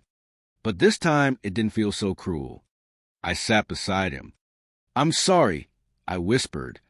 I didn't know how to handle it. Any of it. Liam nodded slowly. "I know," he said. "You're not a bad person. You just didn't know what you needed." I turned toward him. And now, he looked at me, eyes tired, but not angry. "I still don't think you know." That hit me hard. I said, "I want to be better." Liam exhaled. "I believe that." The fountain bubbled gently beside us. "Do you still feel something for me?" I asked. Liam looked down, then up again. "I do," he said softly. "But I also feel hurt and tired. Can we fix that?" "I don't know," he replied. "But I can't be the one waiting in the wings while you chase closure with someone else." "I'm not chasing him," I said. "Aren't you?" he asked gently. "You said he'd be at the train station at 9. Right." I nodded. "Then you'll have to choose. Not because I'm giving you an ultimatum, but because it's time." The sun dipped below the trees. The first street light flickered on. "I'll be okay either way," Liam said, standing, but I won't stay in the middle anymore. He looked down at me. And if you don't go to the train station, I'll know that maybe, just maybe, there's a chance for us. He walked away without waiting for my answer. And just like that, I was alone again. 7:55 p.m. The clock was moving faster now. I stood in my apartment again, holding the train ticket he left on the table this morning. He had printed it. A seat reserved next to his. One way. 8:22 p.m. I was pacing, looking at the door. Then my phone buzzed. A message from an unknown number. But I knew it was him. Train's on time. I'll wait until the last call. If you don't come, I'll understand. 8:47 p.m. I looked at my keys, the door, the photo, the train ticket. Then I did something I hadn't done in a long time. I closed my eyes and asked myself what I really wanted, not who was safest, not who was more forgiving, but who made me feel alive. When I opened my eyes, I picked up my coat, stepped out into the night, and headed toward the station. But what I didn't know was that someone else was already there, waiting.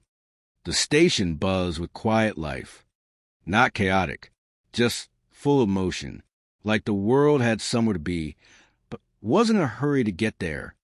I stepped through the sliding doors, heart pounding, feet heavy, vision narrowing like the lights were dimming just for me. 8:58 p.m.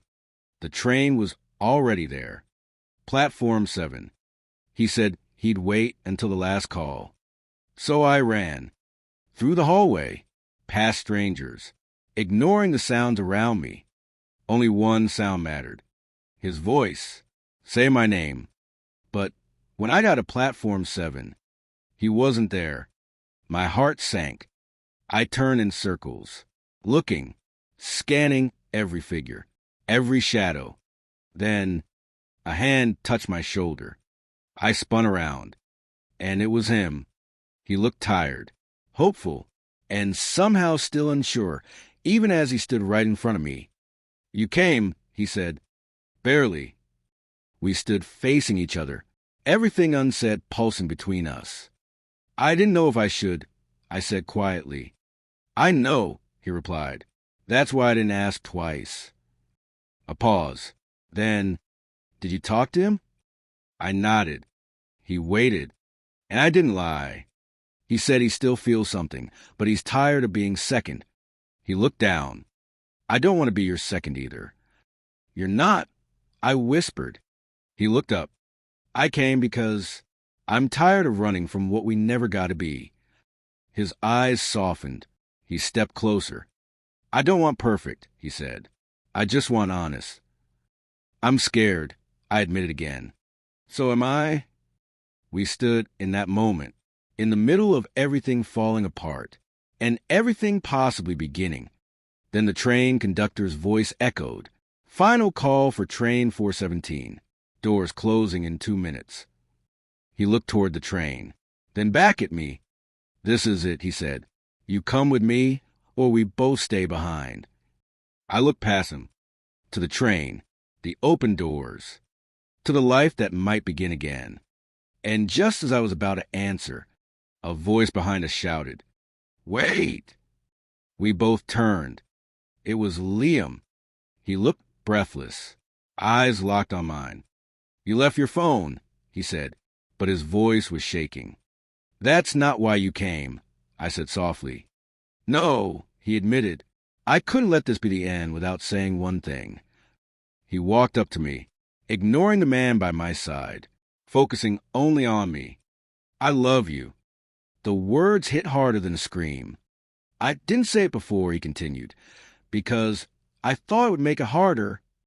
But the truth is, it already hurts, whether I say it or not. So, if this is goodbye, I needed you to know. He handed me my phone. His fingers trembled. Then he stepped back, looked at the train, looked at him. I hope he's worth it, Liam said quietly. But more than that, I hope you are. The train doors beeped. He turned and walked away. And suddenly, I was left with one last choice. My past, my possible future. One standing on the platform, the other disappearing into the crowd. "Come with me," he said again, voice lower now. And I stepped forward. But which direction? I guess that's something you'll have to see in the next part. The beep of the train doors kept echoing in my ears. One long warning, like life itself was holding the door open for just a second longer. He was watching me, his hand extended, eyes full of hope, but not pressure. He meant it when he said he'd understand either way. And behind me, Liam's silhouette was fading into the crowd, but he never looked back. I took a step forward.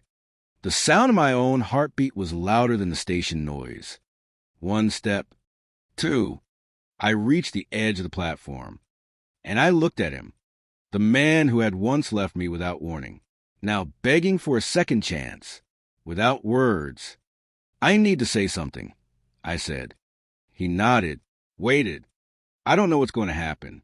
I can't promise forever. I just know when I picture the future, I don't want without you in it." He blinked hard, then reached for my hand again. This time I took it and stepped onto the train. The doors closed behind me, softly, like a sigh, and just like that, Liam was gone, and the city we had built memories in was behind us. We sat in silence at first, shoulder to shoulder, not saying a word. Then he turned to me. "You really chose me." "I really did." He smiled, quiet and full of something that almost looked like relief. "Why now?" he asked. I took a deep breath. "Because when I was with Liam, it was calm. But with you, it's like I'm awake." He rested his head gently against mine, and I closed my eyes, letting the rhythm of the train fill the silence, letting my choice settle, letting my past go. But peace never lasts long, not for people like us. My phone buzzed in my pocket. I almost didn't check. But something inside me said, "Look." It was a message from Liam. One sentence. I lied. My breath caught. Another message came through. "There's something you don't know about him." I stared at the screen, felt the warmth of the shoulder next to me, the quiet smile, the peace. But suddenly, it didn't feel so peaceful anymore. "What is it?" he asked, noticing the change in me.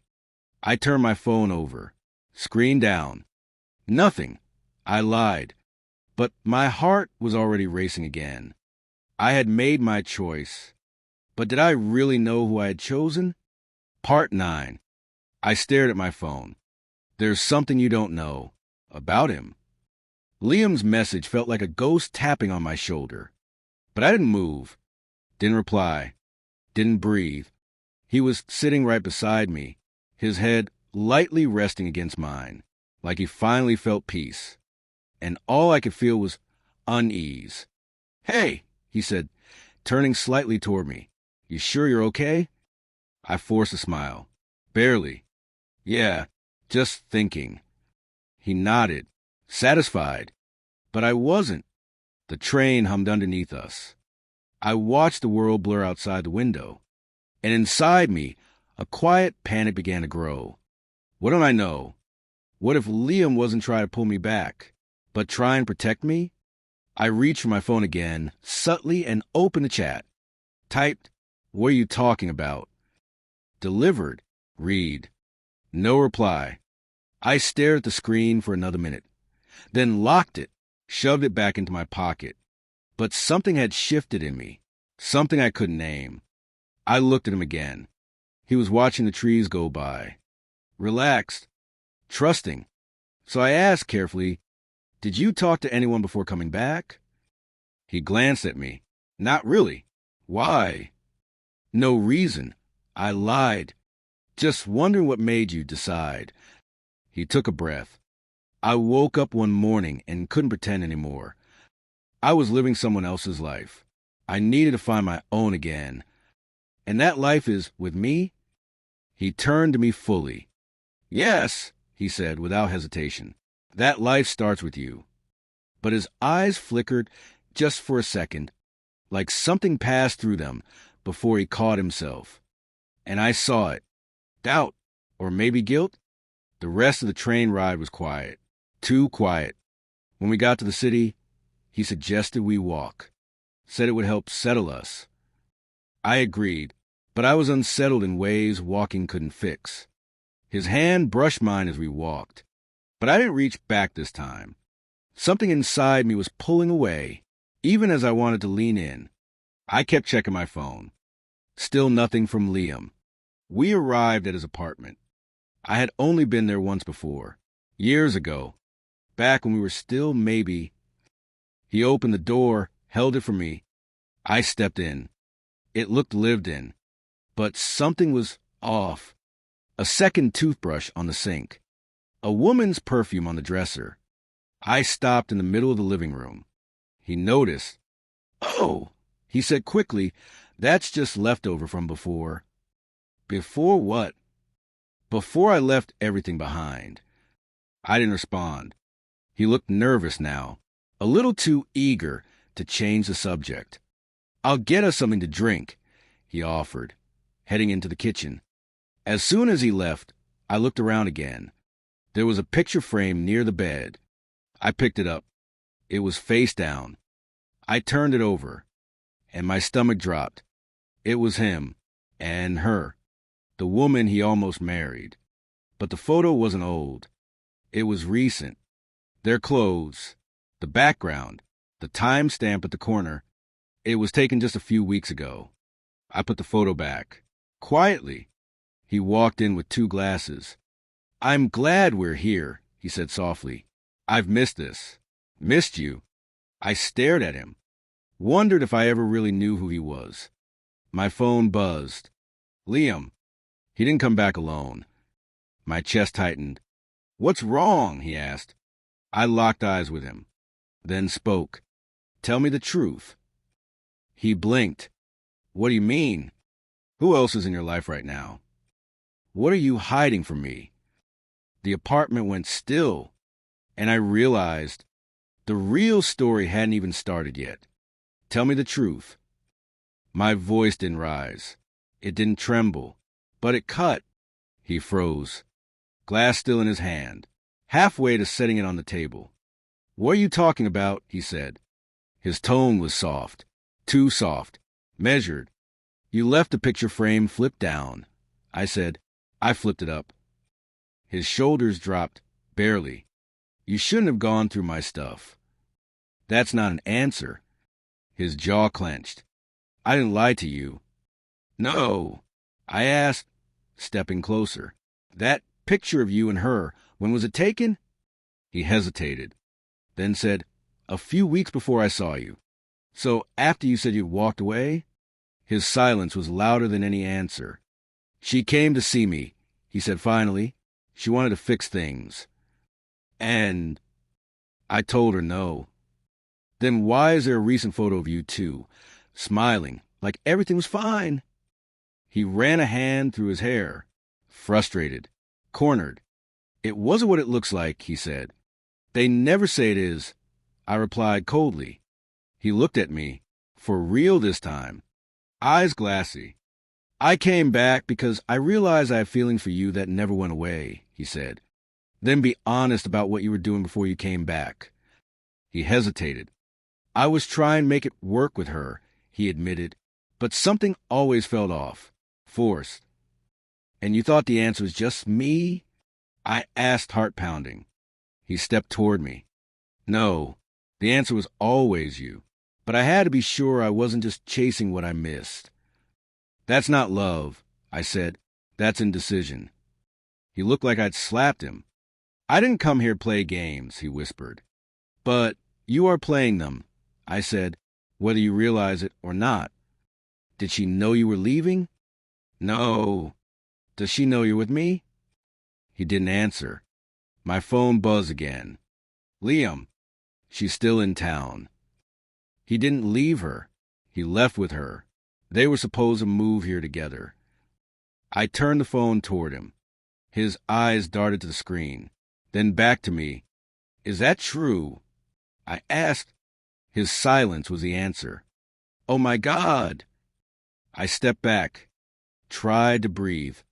You weren't coming here to start a new life with me.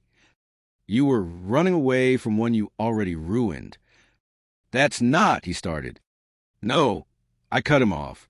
It is, and the worst part is, I believed you.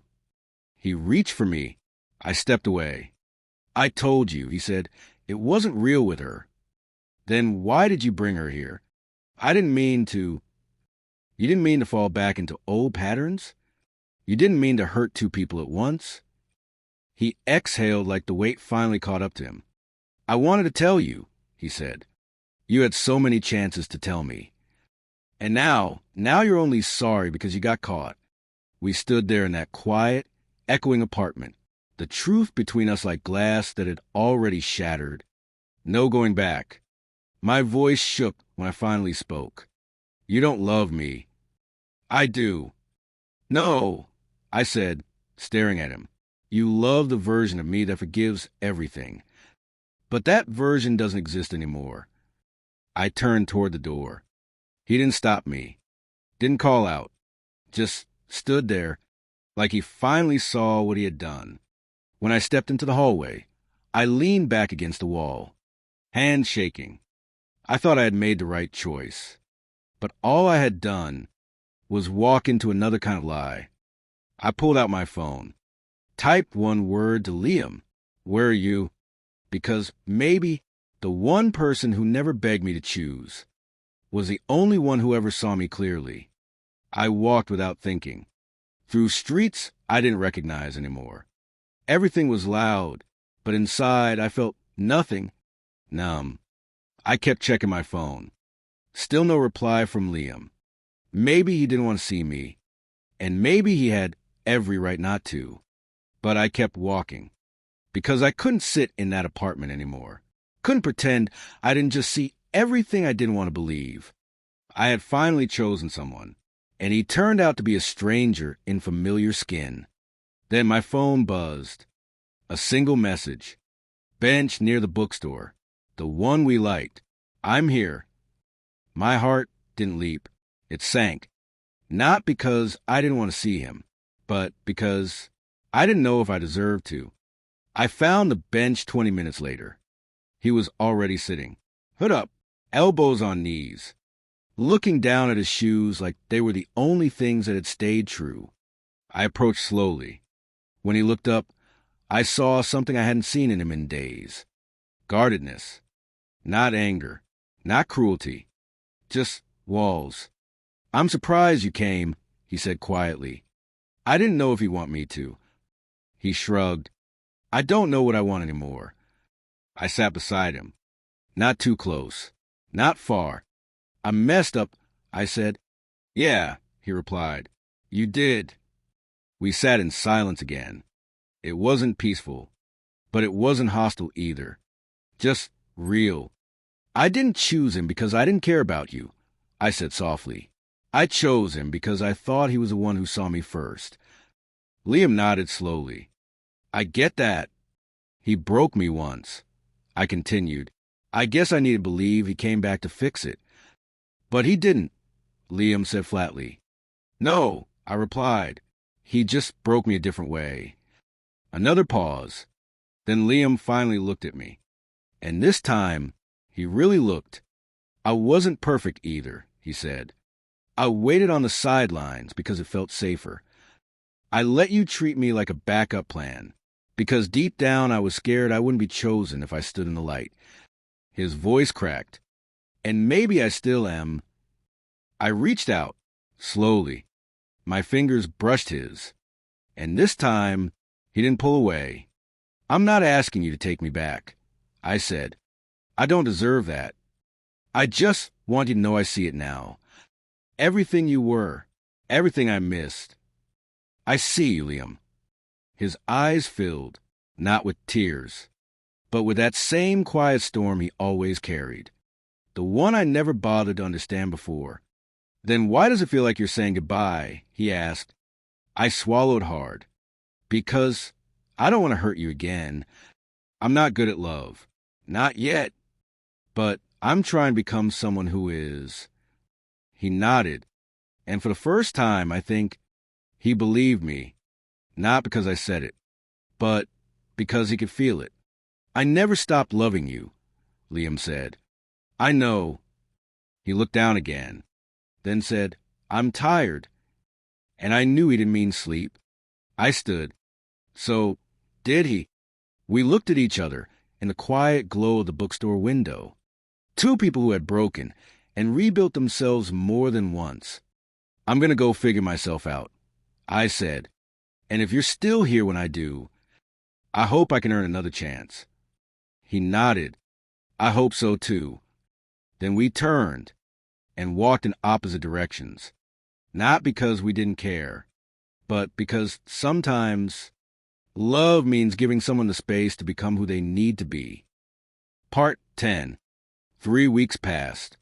Not long enough to forget, but long enough to start breathing differently. Long enough to wake up without flinching. I'd moved into a small place on the edge of the city. No memories on the walls. No ghosts in the corners. Just a mattress on the floor. A chipped coffee table, and silence that didn't suffocate me anymore. I was learning how to be alone, how to sit with myself and not hate the quiet. Some days were easier than others. Some nights still came with shadows, but I didn't run from them. Not anymore. Because if I wanted to love someone again, really love them, I had to stop running from the parts of me I used to hand over like broken gifts. I went back to therapy. I called my sister. I started walking in the morning before the city woke up. That helped. One morning, I passed a coffee shop near the station, the one where everything once began, where he had once smiled at me across a table, like I was a language only he could read. I paused outside the glass. The seats were empty. I didn't go in. I just watched the light catch on the surface of the tables and let the memory be just that, a memory. No longing, no pain, just acceptance. I opened my journal that afternoon, the one I'd ignored for too long. Wrote 2 sentences. I thought love would save me, but maybe it's the becoming that does. I closed it. For once, I didn't need to write 10 pages to make sense of myself. A few truths were finally enough. Later that evening, I got a text. Not from him. Not from Liam. Just a number I didn't recognize. Hey, I know this is random, but I saw your name on a reading list from a writing class I'm in. Your essay was honest, beautiful. It made me feel less alone. Thank you. I stared at the message for a long time, and then smiled. Not because it meant anything romantic, but because for once, my words had reached someone without breaking anything. That night, I opened the photo gallery I hadn't touched in weeks. Scroll back to a picture of Liam, then one of him, then back to me. I stared at my own face. And for the first time in a long, long time, I didn't look like someone waiting to be chosen. I looked like someone who had already begun choosing himself. I set the phone down, turned off a light, let the quiet hold me instead of haunt me, and whispered, I'm not done yet. The letter arrived on a Thursday. No name on the envelope, just mine, written in the kind of handwriting I hadn't seen since college. But I recognized it. Of course I did. I sat with it on my lap for hours. Didn't open it. Didn't toss it either. Somewhere between my chest and my throat, I already knew what it would say. But reading it meant feeling it all again. By sunset, I gave in, slid my finger under the flap, unfolded the single sheet of paper inside. It read, I don't expect forgiveness. I just need you to know the truth. When I said I loved you, I meant it, but I didn't love myself back then. I thought being with you would fix me, that your light would soften everything I hated in myself. But instead, I made you carry all of it.